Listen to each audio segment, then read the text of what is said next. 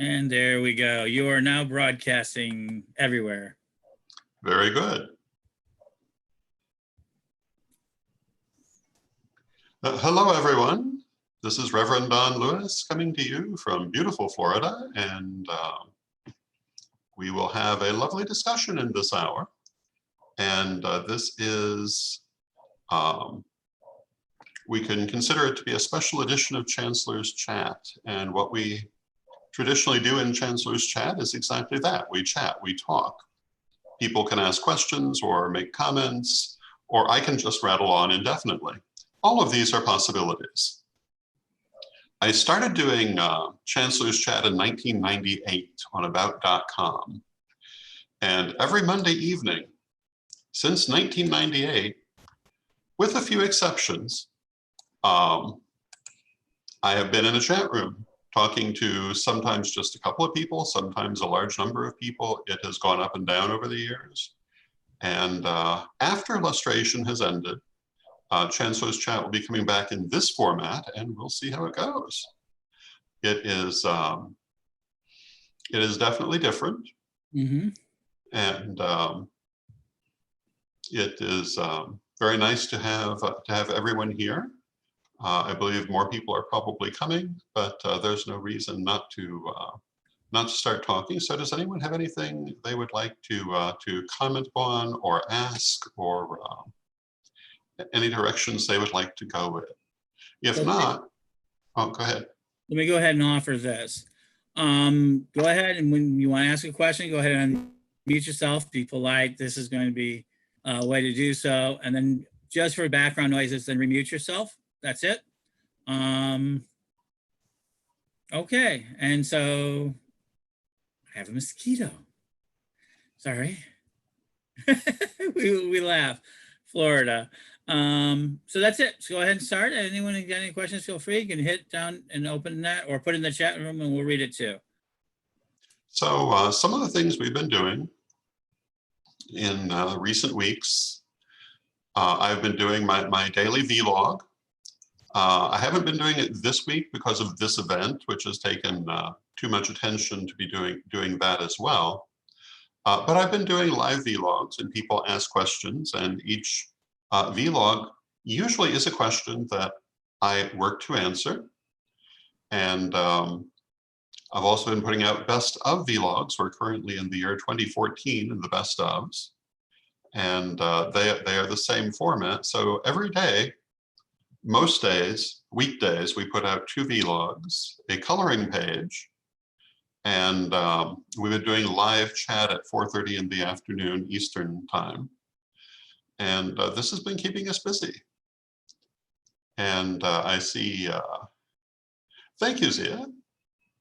Zia says that she loves the vlogs. They're always interesting. I try to make them interesting and nice. I try to, one of the nicest compliments I've gotten on the vlogs came earlier this year when, after having gone a while without them because of the school rebuild, we reopened them. And the comment was made that it was nice that I answered everyone's questions, including people whose questions might not have been considered important by some other commentators. And I have found that sometimes the questions that seem most off the wall or might give the impression that the person doesn't have a lot of background, that these can be the most important questions.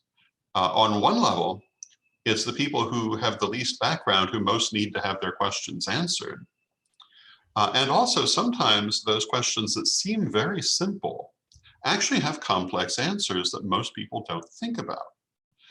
Also, sometimes those questions that seem rather off the wall can lead to very interesting places. We have one longtime Magic TV viewer who goes by the handle of Afterfove. And Afterfove always has the most interesting questions from viewpoints most people don't go to. And I find that to be very, very good.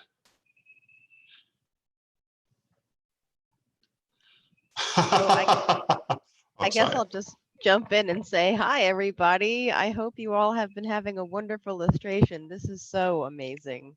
Isn't it? It's wonderful.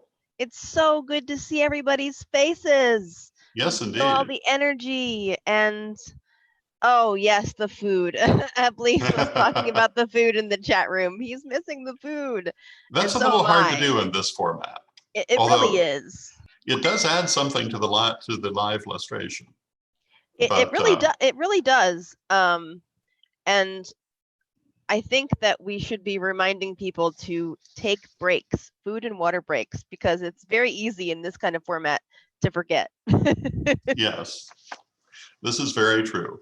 And I have to agree that one of the things that I felt we were really going to miss, that I was going to miss when we could not do the original venue in Louisiana, was seeing everybody. And although we were going to do a small ritual here in Jacksonville, and that would be wonderful, but it's not the same as getting to see everybody. And we only see each other up until now a couple of times a year. And I think that's changing after this weekend, but it is wonderful to see everyone here.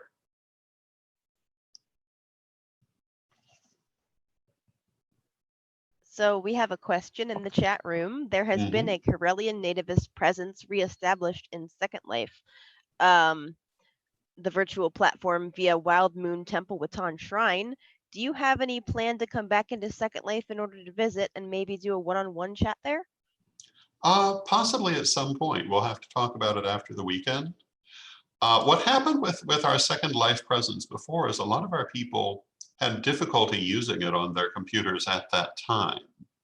I'm assuming that more contemporary computers no longer have that problem, but I haven't tried it yet. So I'm not quite sure that my technology will be strong enough to do it, but I'm assuming it probably will. I did go to an event that the ATC had in Second Life and experienced no real problems. So probably, yes, we could arrange that. But in terms of actual plans, we'll have to make them after the weekend. And I see that Lilith is advising me not to use the official viewer.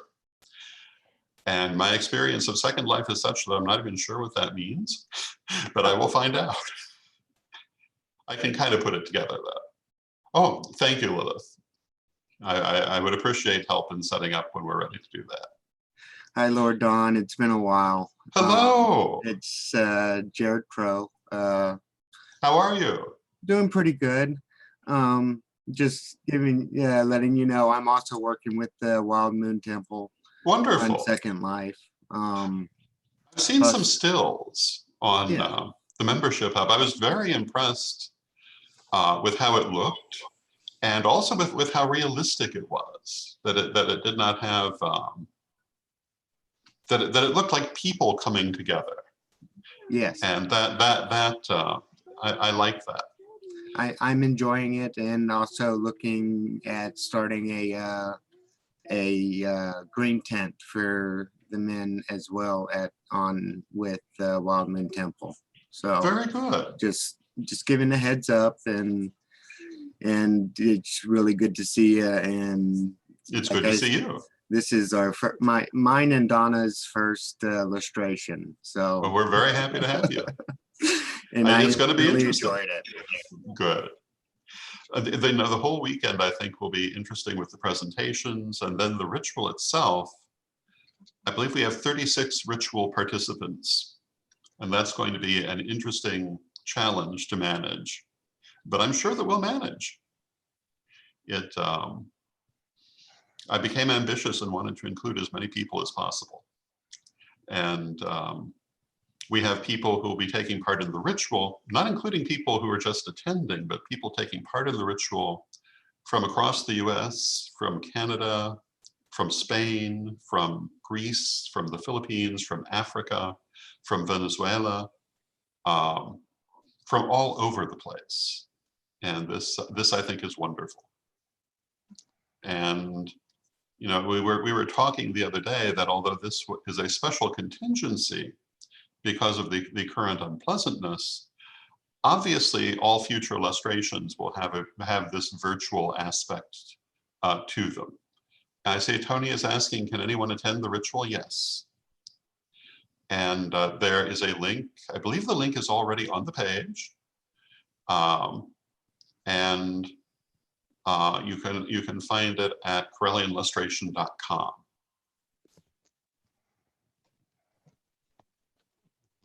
And Lilith is saying that it was so awesome when I went to the UK in 2008 and met you live, but this is cool as well. Yes, that was very nice. We really enjoyed the UK Lustration.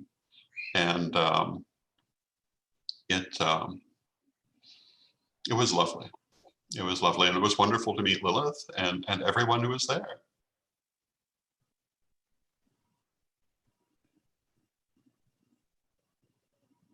And I see that Alyssa is asking, have we thought about doing virtual regional lustration this way? I don't know that we've gotten that far, but obviously we're going to think about that, yes.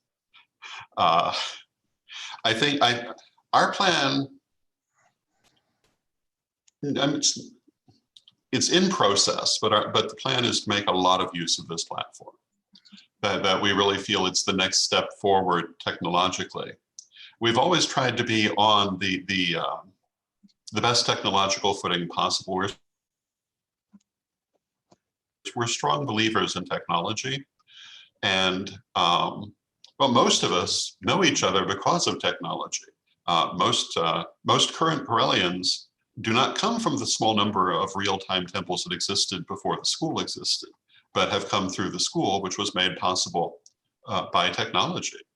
And we have relied on technology, and we have found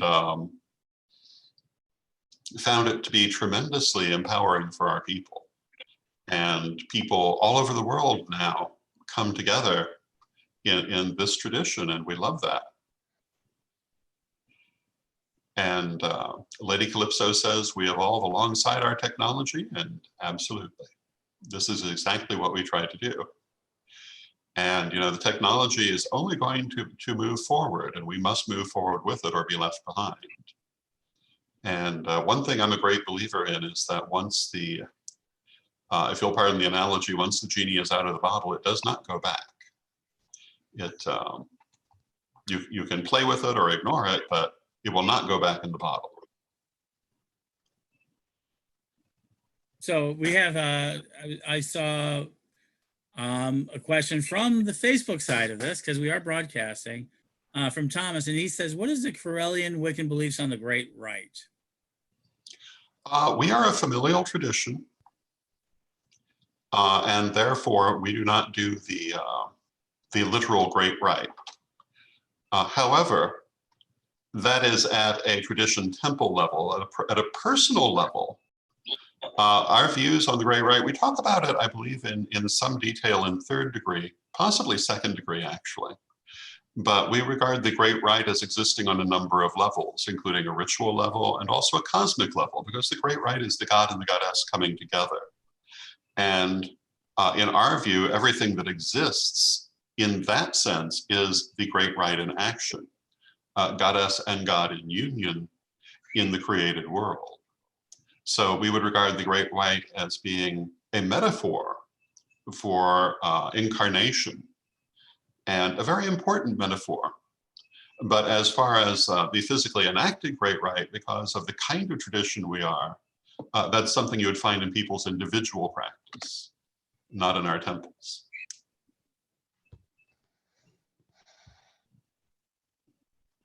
We put a very strong emphasis on family, and our origin is familial. And it's just a bit of a different energy from some other traditions. Somebody mentioned, says, how will we spiral dance on the computer? We can find a way. But with speaking for myself, I'm hard pressed to manage that in real time, so it's not much of a difference.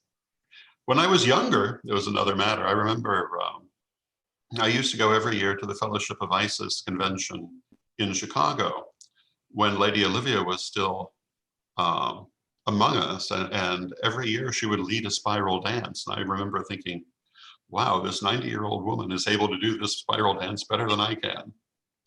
But she would dance everyone else to exhaustion because she had that much energy. But how would we do this on computer? You know, I think we'd have to think about that. But if we wanted to do it, there is a way. I don't know what it is yet, but there is a way. And this is kind of our philosophy, that we can always find a way for what needs to be done. Now, how we would do a spiral dance on computer? Well, we could do it in Second Life. There we go. Perfect. And we have a question from Facebook again. It was sent privately. The question is, as Gardner referred to the need for a balancing of psychic gender within a coven, is it fair to say that trans people, those whose psychic gender does not align with their physical gender, should be treated in respect to their psychic gender rather than their physical gender? And additionally, where does that leave the stance on non-binary members of Wicca? Well, firstly, we are not a Gardnerian offshoot.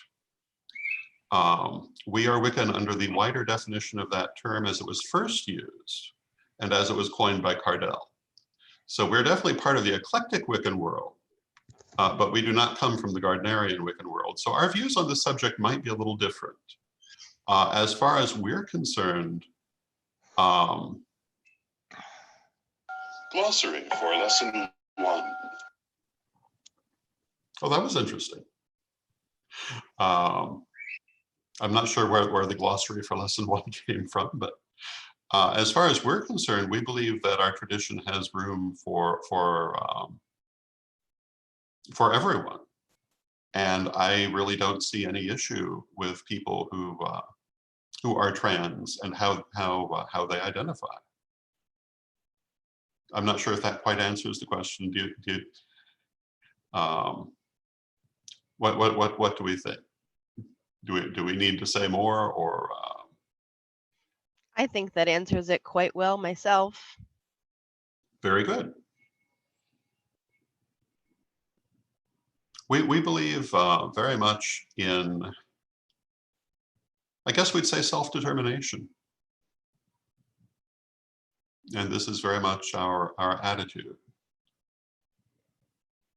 I see that Lady Aisha has asked, how did it come about to make the tradition from a family tradition to a public tradition? That happened in 1979. Lady Crystal, the first priestess who was installed at that time and is now first priestess, retired in office. And pretty much everyone else agreed it was the thing to do. We wanted to, and Lilith says she was just a baby in 1979. I cannot say that.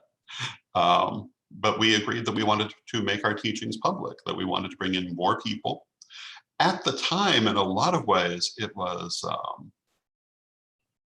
about being open to local people, but we envisioned, in many ways, we envisioned what has happened, and in many ways we did not. We're very big on speaking with the ancestors. They were very clear of where this was going and that it was going to exactly where it is.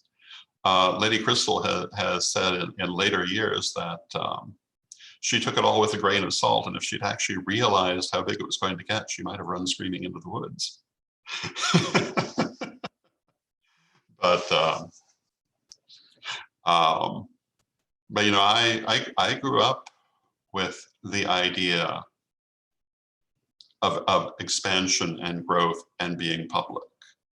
But I am old enough to remember when we were not. And I would not want to go back to that for anything. There was a lot of fear involved in that. Hello. That's a lovely photo. I'm not quite sure where my chat room Thank you. went. I'm playing around with this. We understand.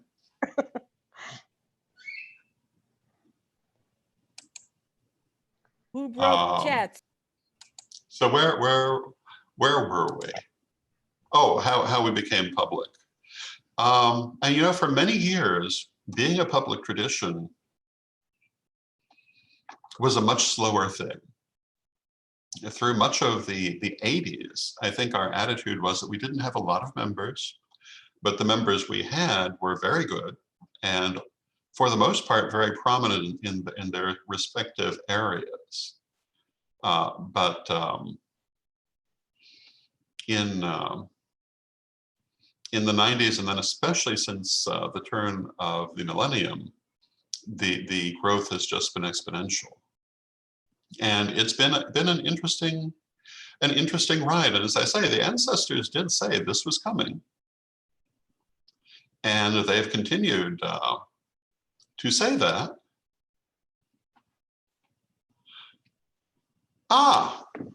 The screen has changed again. And if anything, I think that the greatest growth lies ahead, not behind.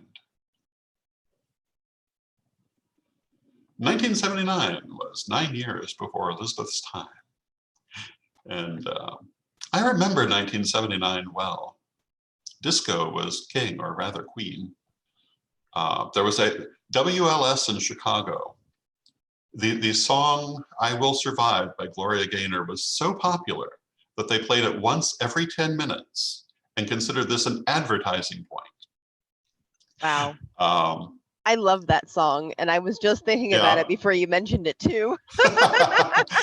Great song, great song. Yes, indeed.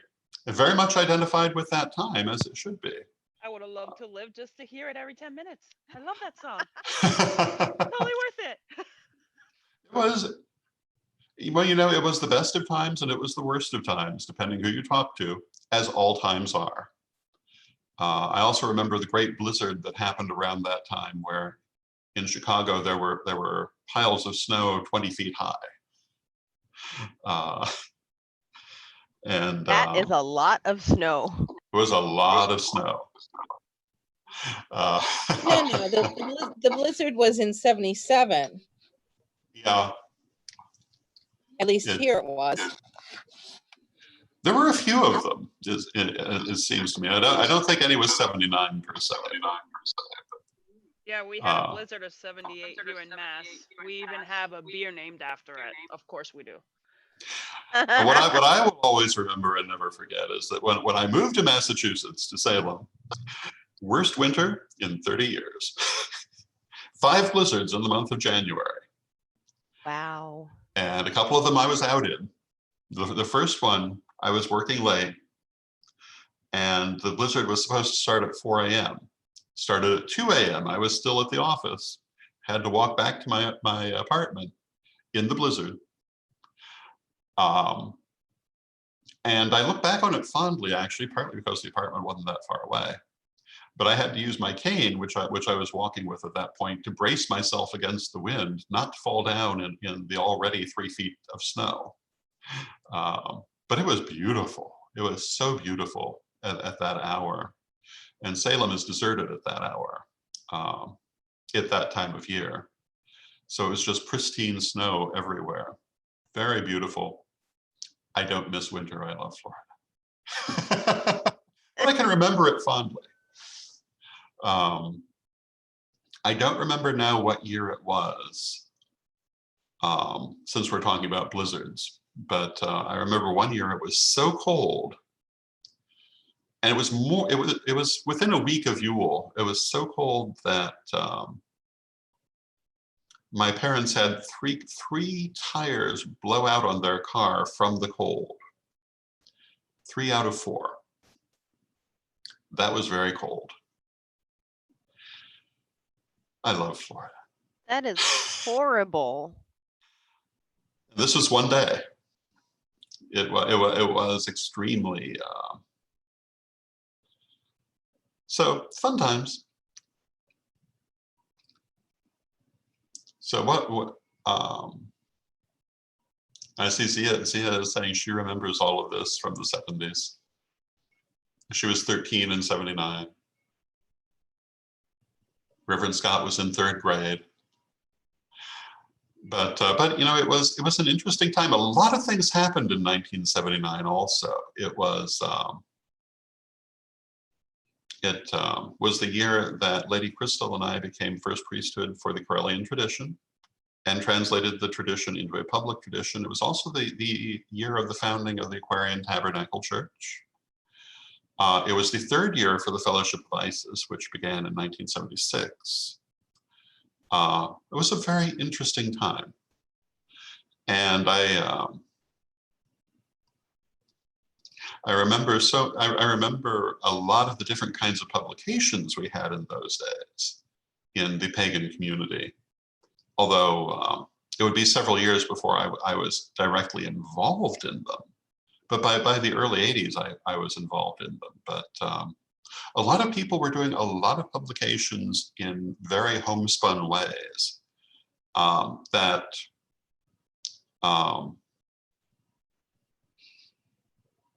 they were very, very interesting and enjoyable. And at that time, in my experience at least, there was a lot less contentiousness in the pagan community compared to what we would see later in the 90s. Because if you met another pagan, you were just glad to meet another pagan. We weren't that thick on the ground. Although, in a recent interview, I was pointing out that in Danville, Illinois, where I grew up, you could buy books on Wicca in downtown Danville. So it also wasn't as rare as people might think. And what that means, which I don't think quite occurred to me then, being much younger, is that obviously the person who owned the bookstore that was carrying those books didn't accidentally pick them. And I really should have struck up more of a conversation than I did. But it was an interesting time. And then for me in the 80s, my involvement was very heavy with the pagan press. And we had things like the Wiccan Pagan Press Alliance, which was begun by Silver Raven Wolf. We had all kinds of magazines. I used to illustrate for the Unicorn out of the Rowan Tree Church, Panegyria out of the Aquarian Tabernacle Church. I did some work for Circle. There was a prominent magazine on the East Coast called Harvest that I did a great deal of work for. There was the Stardust Salamander coming out of Atlanta. There was Seasonal Silver. There were the Crone Papers, which were done by the late Gray Cat. And somewhere, either in my storage space here in Jacksonville or in Atlanta, there should be a box full of old publications from that era. And it's interesting to think back on that time.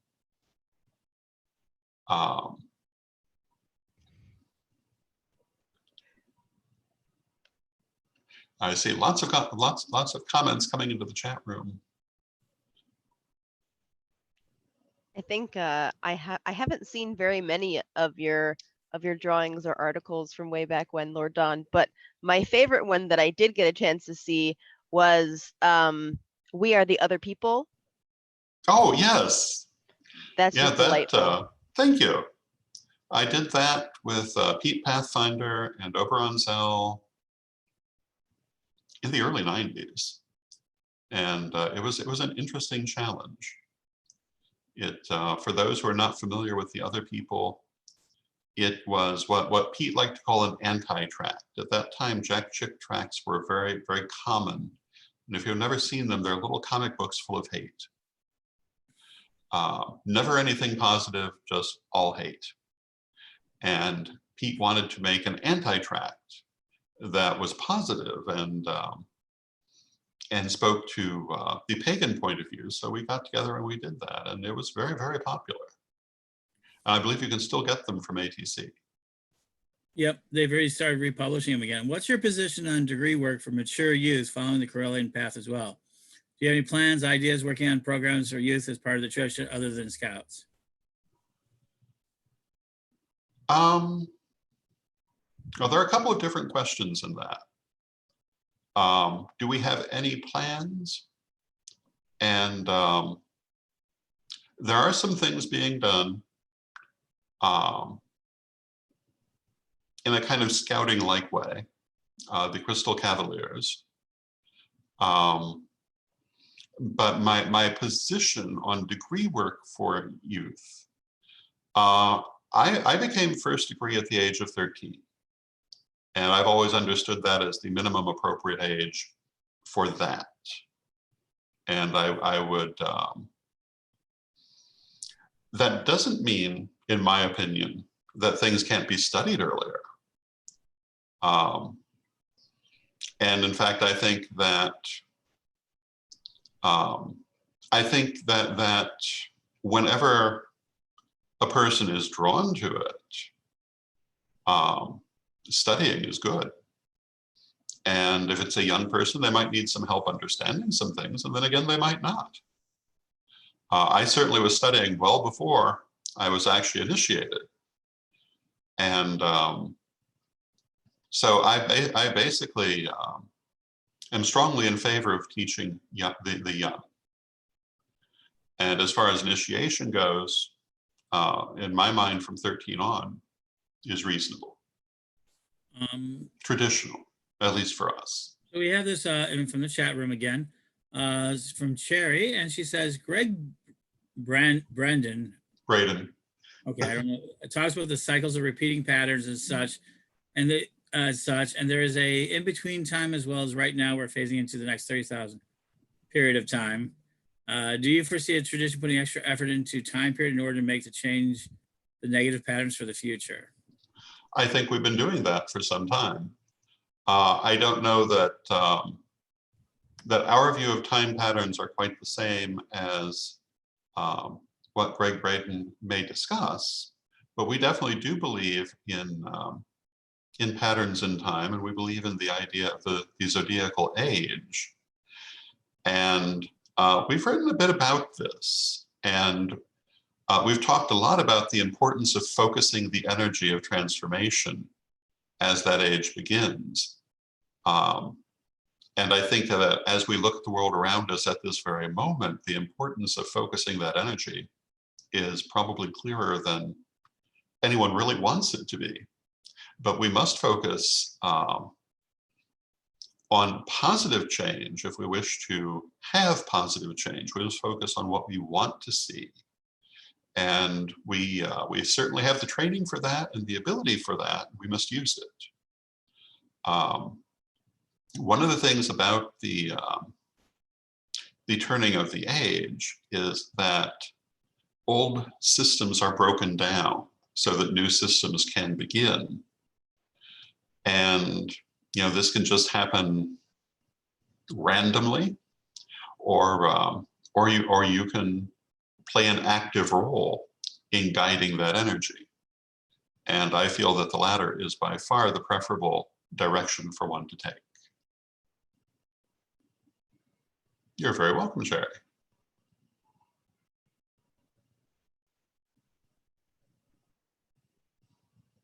I see that Reverend Scott says, I sound very nostalgic. I assume talking about all of the old publications. And yeah, I have my grandpa's stories, but I actually am much more interested in the future than the past. The past is valuable for what we learn from it and what we carry forward from it, but the future is what we're doing. And that, of course, is why we're here on this new video format rather than talking in on a Yahoo list somewhere. No offense to Yahoo lists, but time keeps moving forward, and we must move forward with it. Yeah, Yahoo definitely did not keep up with the times. Unfortunately not.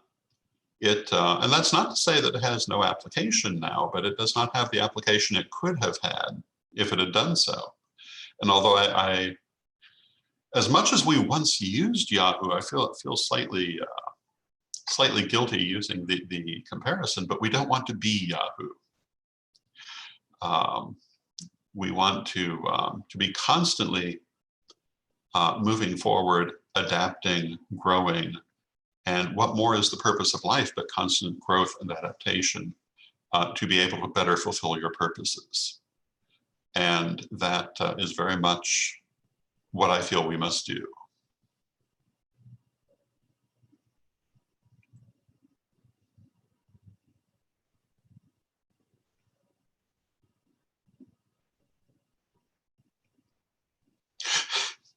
Correllian retired Yahoo. Okay.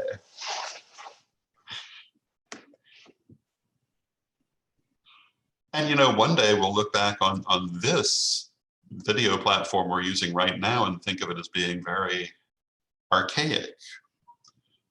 When we will be using some virtual reality something. And that may be sooner than we think. And we absolutely plan to be on the cutting edge of whatever that is insofar as we can. I think, you know, one of the things we've talked about is the increasing integration of the powers and nature of spirit consciously into the physical. And I think technology actually is going to play a very major role in that. A lot of the things which in the past we have done purely internally, we can now share in a way we could never share before. And I think we're going to be seeing a lot more of that. And hopefully we Correllians will be in the forefront of developing it. So speaking of acceleration, Indeed. this reminds me of something that Apu had mentioned to me yesterday, I think it was, and he said that he had been meditating on your oracle of the ancestors last year, and it is come to pass. Yes. You had said the oracle had said, let's see. We have said for some years that the time is upon us for the work we are called to do, and indeed we all have been doing that work, but now it shall accelerate faster, perhaps than anyone anticipates. I think we can agree that this was faster than we anticipated. Far faster. And I think that if we look at the world around us, things are accelerating in general. And the time for the work we are called to do at all levels is now. And if you look at the Lustration oracles from the last several years, although this is often the case with oracles, but particularly in hindsight, they hit very well. And I am curious to see what the next oracle will be. And those of you who know how to bring through oracles will understand, and those of you who don't, perhaps do not. But when you bring through an oracle, it is not you. And it's very, very important to keep yourself out of it. And this is something that you learn as you learn how to do it. And the less that you, how can I put it? What you must not do with an oracle is grab onto it in any way while you're bringing it through. You cannot analyze it. You cannot think about it. You must be a passive channel. Afterwards, you can analyze it to your heart's content. Although often you do not remember what you have brought through, which is why having the video is important, or having someone to write it down is important, or writing it yourself when you first bring it through, because you have a few minutes. But because it was not you, it does not stay. It's a very interesting experience. And I find that sometimes I will hold on to a little bit of the message if I think about it immediately after coming out of the trance. Otherwise, it's simply gone. So more questions and or comments. There's one.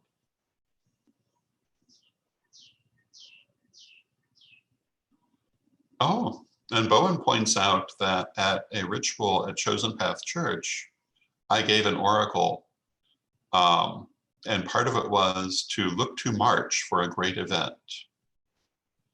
And that this would be the pinnacle of change. And yeah, that's kind of how it works.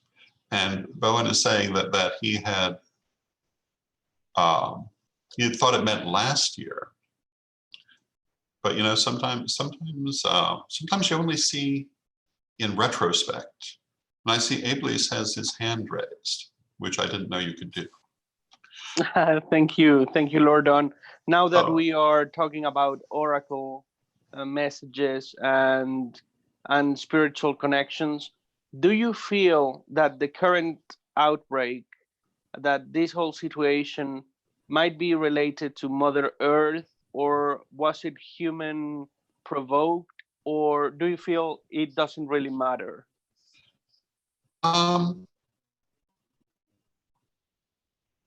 I would be guessing, of course, but I think it is related to the Mother Earth because it has shown us how the Earth can be healed by changing our practices. So I do believe that it is of that origin, but I also believe it doesn't matter. What matters is how we react and how we go forward from it. But I have said several times that I'm astounded by the reaction I see from some people, because, you know, for thousands and thousands of years, infectious diseases ravaged our human societies every few years. And it's a huge compliment to modern science that a simple infectious disease is such a momentous event that many people can't actually believe it's just an infectious disease. If you're a student of history, that's astounding, because this sort of thing was not uncommon until the last couple of generations. But I do believe I believe that it comes from the earth, and that it is, for want of a better way to put it, a divine message to us. And of course, also a terrible situation. And for all those who experience loss from it, of course, it's a terrible situation. I would not suggest otherwise. But I think it also is a message to us that we, as a whole, that we should be paying attention to. And that message is that if we change our behavior, the earth can be healed, and even healed quickly compared to what we had thought. And no clearer message could have been given, in my opinion. I think the earth has been as clear as it can be, both that we can heal the earth and that she can heal herself without us if that's what's necessary.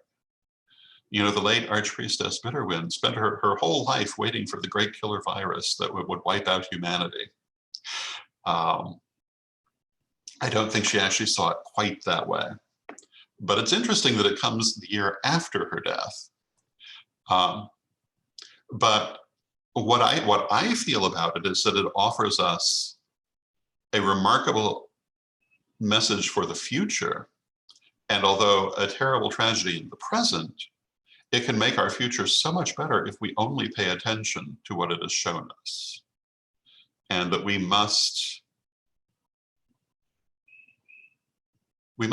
pay attention to what we have seen, the clearing of the smog, the return of animals to places they have not been, the fact that there is drinking quality water now in the Ganges, which has not been for generations, that the healing of the world can be accomplished.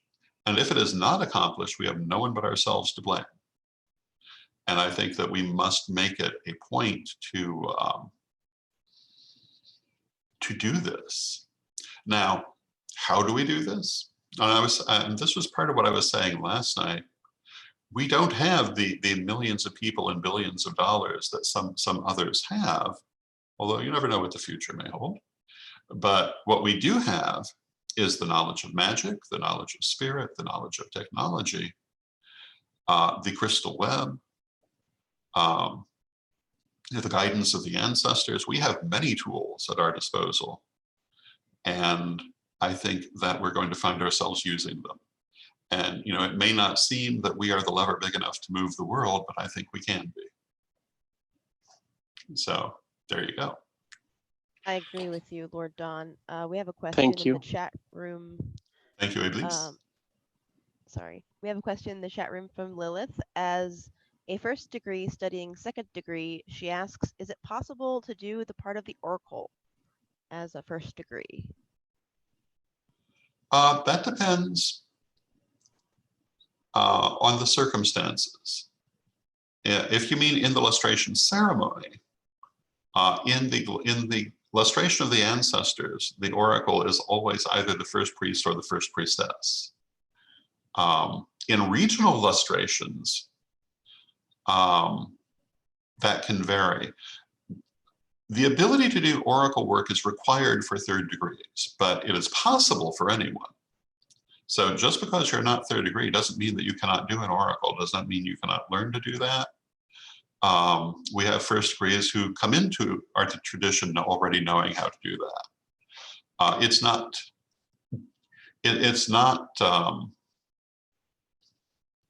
degree limited, but rather required for third degree. And I see that Reverend Scott is both terrified and excited for oracle work. Well, I suppose that's probably how it should be.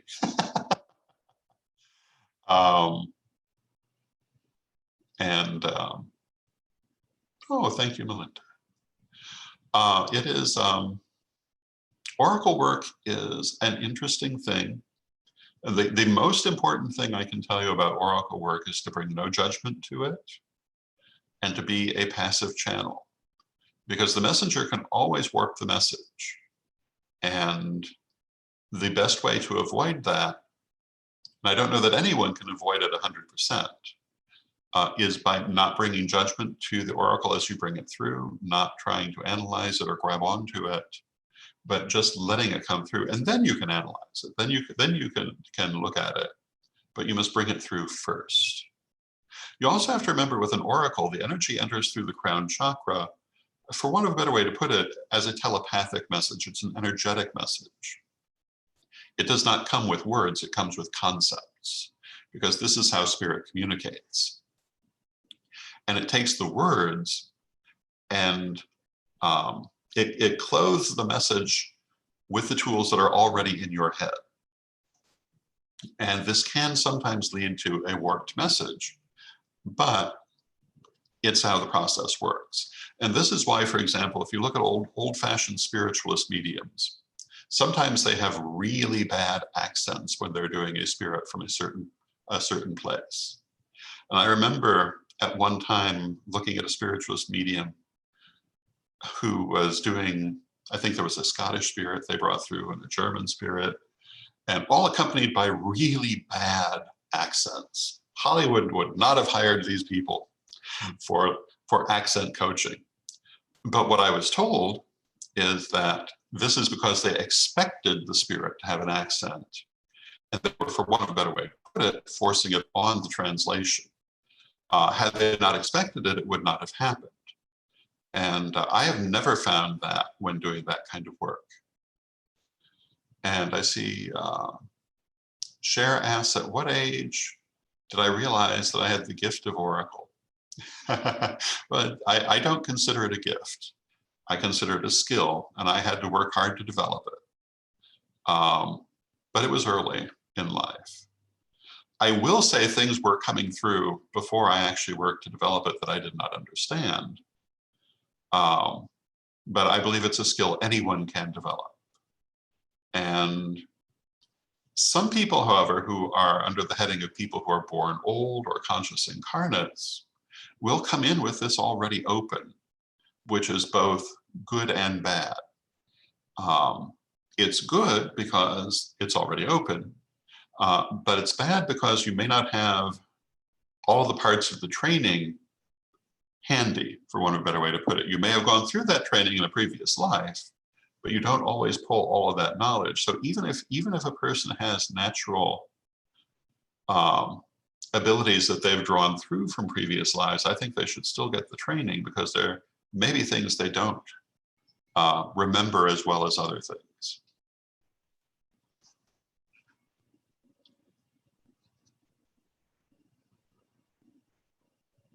I see that Victoria says that as the local oracle in my community, I can say that being a messenger can be very draining and cumbersome. And yes, it can.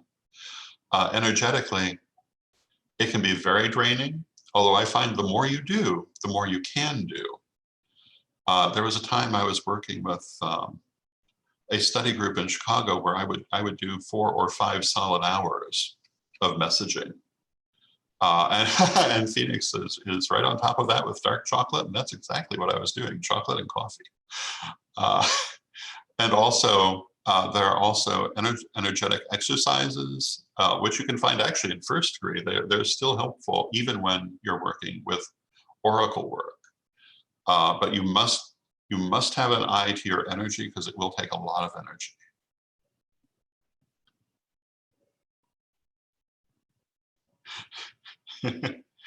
And I always use milk chocolate.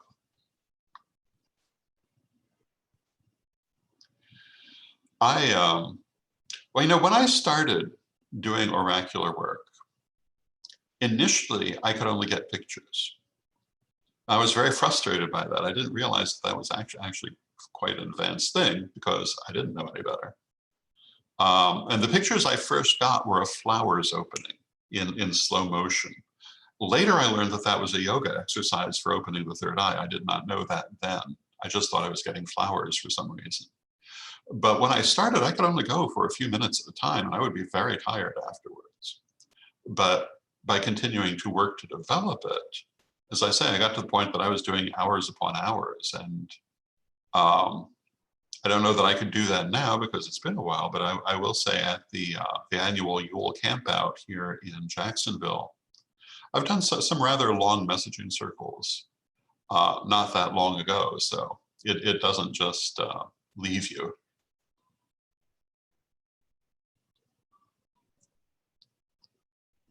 I see that we are at about 10 minutes to the hour. So we have about 10 minutes more for whatever questions people might have, whatever conversations they would like to engage in. We can keep talking about oracle work if we wish. It is. Eblis has his hand raised. Oh, so he does. I do. Sorry, I am loving this tool that allows you to raise your hand in the application. I find it a very nice way to enter without interrupting. Now that you were mentioning the exercises, the psychic exercises in our courses. I was remembering that back then in 2003, when you signed up as a student at Witch School for the first degree, I received the courses in a city. In a city. And there was especially one city that I was very fond of it until I moved house and I lost it, sadly. But in this city, you had recorded all the exercises in your voice. That was fantastic. I would love to see that coming back if possible. We will look into that. I think I still have the original recordings. If not, we can reconstruct it. We'll have to see what we can do. I do know that people did enjoy that. We thought it was necessary to have a disclaimer on it, however, that you should not listen to the CD while you're driving. But it was fantastic. It was after so many years, I still remember those, and I say, oh, where's that CD? I want it back. But we'll see what we can do. We'll see what we can do, because I feel very much that we are in a time of renewal, and maybe some of those old things that we used to bring out, maybe we can find new ways to do it. Yeah, now there are so many different media, and now we live in a world of podcasts and ebook, not ebooks, but audible books. Yeah. And so I think that there's it can be brought back in a new amazing format. And I just wanted to add that. Thank you, Lord. And we can do a Spanish version. Yes, but we need to find someone with a better voice than me. which is not difficult. There are a lot of amazing voices out there. Yeah. Very cool. And Reverend Scott was showing off his copies of the CDs, I think, oh, a very moment cool. ago. And Victoria had her hand raised. Hi. Hello. Hi, Lord Don. It's so good to finally talk to you after all these years. It's nice to talk to you. Okay, so I want to know, like, with you being a high oracle, high priest, what is, because I'm still very young and I'm connected with my manner of handling my oracle ways is going out to a very young tree or a very old ancient, what I view as an ancient tree, and connecting with Mother Earth and cycling the message that way. What is your method and your tool in connecting with your oracle abilities? Because I know it can vary from person to person. I'm not sure if it's going to be the exact answer to the question that you're asking, but the way that I would answer it is that what we do is we open the crown chakra, we ask for the message, we open the crown chakra, we bring it through. It can be from the ancestors, from a deity, could be from a tree. We have a whole thing about trees in second degree and how to make friends with trees psychically. And they do talk to you. I'm friends with all my trees in my backyard. That's wonderful. Also, I thought to maybe add in on the idea of the CD, maybe in the classes with the books, turning them into audiobooks. Like my lifestyle, I'm driving all the time. So it makes it very difficult for me to actually sit down and read the books every day. So I figured maybe we could add that into the classes if that would be an interest to the rest of We can work on that. Absolutely. The only thing, we have first degree entirely done in video and therefore also audio if we choose to use the audio portion. Second degree is in process, but it is a long process to get it all done. So please be patient with us. It's coming. Always. Thank you, Lord Don. Thank you. And then we have the question from Corey, who says, I'm looking forward to giving an oracle when my time comes in third degree studies. Why is oracle work so draining? Well, you know, we often compare doing psychic work to using a physical muscle. And if you've not used it extensively before, it's going to be sore. And that's basically what it comes down to. Oracle work uses a very high energy. And most people, when they start doing oracle work, are not accustomed to that energy. As you do more of it, as you push your envelope, so to speak, you'll find that you can do more. But it will always have a certain amount of, a certain quality of being draining, just because it's that much energy and it's moving through you. It's very important to practice good psychic hygiene, good grounding. And I would say that once you get used to it, it's not as draining as you might expect it to be, but it's still there. And it's just because you are, it's like running a marathon when you come down to it. You may be used to running every day, but doing the marathon is still going to be a little bit more. That is my belief of why it tends to be draining. It's just an awful lot of energy and strong energy. But it's less draining the more practice that you have, in my experience. And then I see one more. Reverend Roble had his hand raised. Hello. Hello. Thank you all for allowing us to attend to the illustration. We're glad you're here. My question is, what do you think is the future of the tradition in the coming years? I believe that we'll continue to expand, that our family will grow, but I also believe we have a very important role to play in the development of the new age. And that the things that we have been taught and will be taught as we go forward are very much needed. And I think that the current unpleasantness shows just how much. I feel that we're going to have a role of spreading knowledge and good, balanced, sane knowledge, for want of a better way to put it.